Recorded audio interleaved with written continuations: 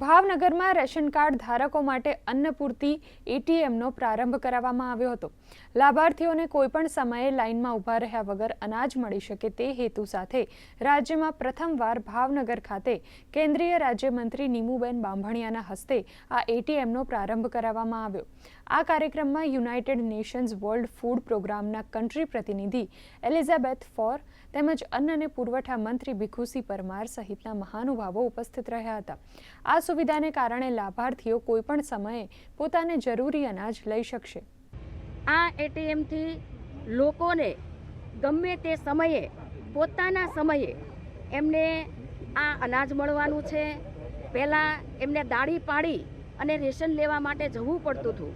આજે આ grain ATM છે એના દ્વારા ગરીબ છેવાડાના લોકોને એને દાળી નહીં પાડવી પડે, પોતાના સમયે એ અનાજ લઈ શકશે। આ ભાવનગર ખાતે એટીએમ જેમ પૈસા આપણે એટીએમમાંથી કાઢીએ છીએ એમ એટીએમમાં એક રૂપિયો ઓછો આવે નહીં એ રીતેની જે વ્યવસ્થા હોય છે એ રીતે આ અનાજનું એટીએમ જ્યારે અહીંયા મૂકવામાં આવ્યું છે અને સૌપ્રથમ પાયલોટ પ્રોજેક્ટ તરીકે અહીંયા આ કામગીરી થઈ છે, ત્યારે પહેલાં તો આપણા દેશના અન્ન નાગરિક પુરવઠાના રાજ્ય કક્ષાના મંત્રી બેન નીમુબેન બામણિયાને અભિનંદન આપું છું કે એમના મત વિસ્તારમાં ગુજરાતની અંદર આ પહેલું પ્રોજેક્ટ ચાલુ કરવામાં આવ્યો છે।